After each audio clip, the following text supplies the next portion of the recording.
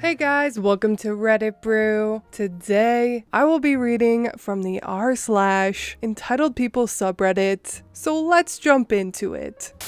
My mom gave me up for $2,500. So backstory. My mom and dad split up when I was roughly 9 to 10 years old, due to my mother cheating on my father when he was out of the country. He's a pilot. At the time, it was me and my two older sisters, one of which was already an adult. So my other sister and I were left under my mother's custody due to my father always flying and not wanting us to go through moving all of the time. As far as the details go, my dad not only paid my mom child support, but also paid off the house. Despite having little money to take care of himself, he paid my mom more than he actually owed. Yet, my sister and I never saw that money. After the divorce, my mom turned to many things: sleeping around, gambling, drinking, and drugs. My sister practically became my mother, since ours decided to step down from the plate and I was too young to take care of myself. When my sister left for college, all the emotional abuse she took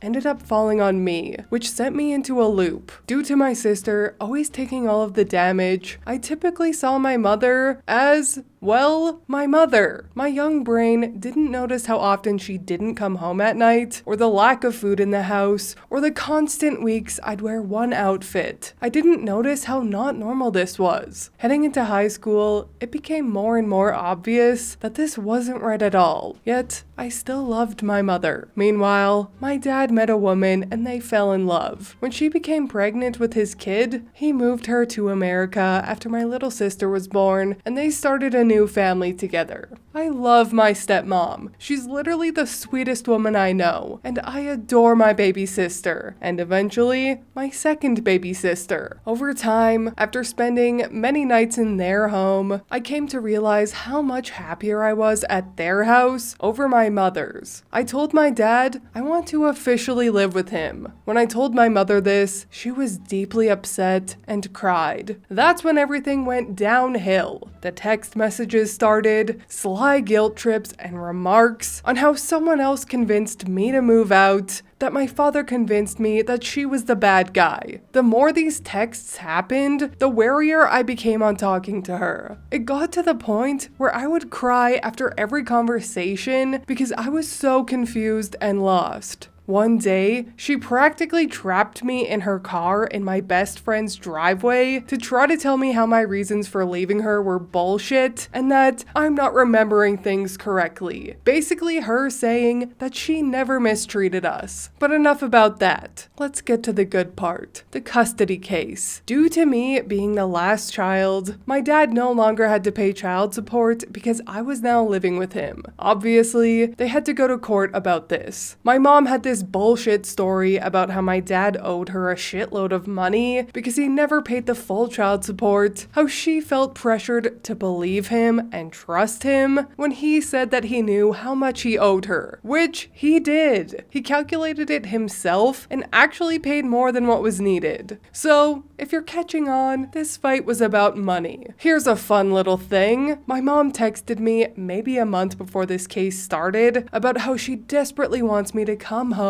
how she will do anything to get her baby back. Well, that didn't age well, because one day, my mom stated that if my dad pays her $2,500, she will give up full custody of me. My dad agreed to it, and just like that, it was over. She gave up her custody rights for $2,500. It still stings. I'm still bitter and angry to this day about it. And this case happened years ago. I don't think my mom is aware I know the details on this case, as she very rarely reaches out to me. My mom just loves being the victim, and even tried to convince my sister that she doesn't remember doing all this stuff she did to us. She even blamed my dad for her cheating on him and said so to my face. I haven't had a real conversation with her since Christmas, which was over the phone, and haven't seen her in person since before the pandemic. She texted me recently, all excited about a gift she got for my sister's unborn baby, and it sent a whole whole new wave of resentment towards her. I stopped trying long ago to have a relationship with her, as she doesn't try in return, and will continue to do so until she admits her wrongs, apologizes, and actually tries to be a fucking mother for once in her life. Until then, my only mother is my lovely stepmom. Unfortunately, OP, you are never going to get that apology, and your mother likely will never hold herself accountable for her actions. And I know it stings, but what happened is a blessing. I honestly just wish it happened sooner, as it was only ever about the money. The only reason your mom kept you and wanted to keep you was because you were a paycheck to her. I know this because I actually went through a similar situation.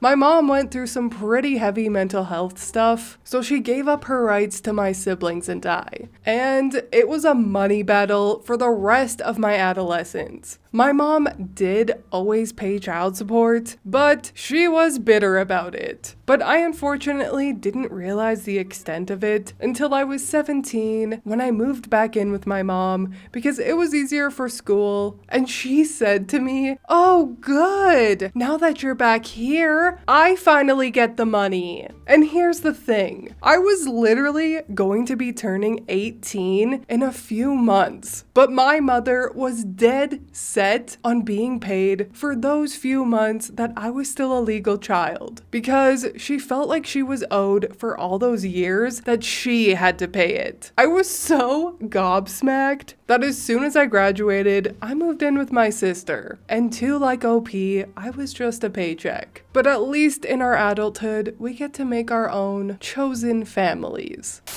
My new neighbor asked me if I could drive his friend who I've never met to the airport on a weekday afternoon because I work from home. New neighbors across the hallway in my building. Nice enough. A couple a bit younger than me. One of them doesn't work due to mental health, and then one of them works at a company his dad runs, and then works bar shifts in the evenings. Sounds rough. I get it. I have a career as a video game designer, currently working from home. At first, it seemed like he was fanboying me. Then it seemed like bitter, backhanded comments. "Oh, you probably earn more in a month than I do in a year." I told him that I highly doubt that, but I always change the subject. Anyway, I have a car. They don't. I offered to help if they needed to pick up any last items that were too big to carry, and they asked if I could pick up a rug for them in town. They'd come with because they don't want to pay delivery fee, which was very small,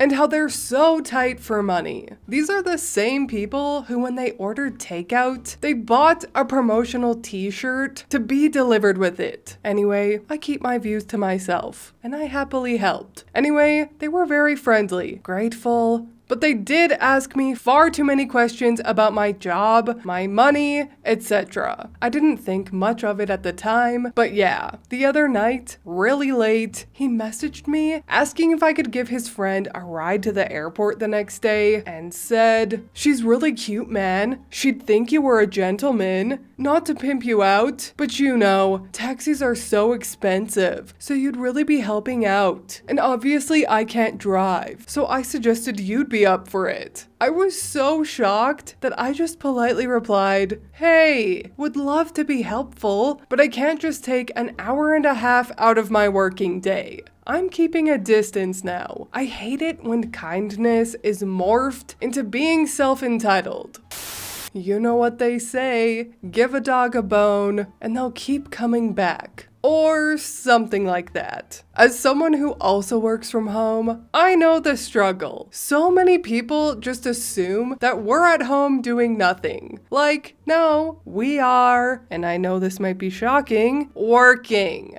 My mom is one of those people. She will call me at like noon consecutively for days. And I, of course, never answer because I'm working, aka making videos for you, lovely, wonderful people of the internet. Then when I call her back, she's like, "What have you been doing?" To which I always reply, "Working." And she actually replied to that once with, "No, I don't think you have been. I think you've been playing video games." Like, no, Mom, I haven't just been playing video games. It's so frustrating. I don't let it bother me though, because my mom is just one of those old-fashioned, middle-aged women who had their husbands do everything, so she knows nothing about the internet, about finances, the economy, inflation, etc. And it's basically like she still thinks it's 1980 and you can afford a mortgage on a minimum wage salary. Simply cannot grasp the concept that jobs on the internet exist and are very common. So, for my own sanity, I just ignore 90% of the stuff she says. Mothers, I apologize. I guess this was my mom rant video, just in time for Mother's Day. I'll definitely be writing a story about her sometime, and I don't want to spoil it, but she is eerily similar to Hellmark. But anyways, that is all from me today. I hope you enjoyed these 2 entitled people stories. And again, sorry for ranting, but I know you guys are good for it. Please leave a like and subscribe if you want. I truly appreciate when you do, and I will see you in the next Reddit story. Bye!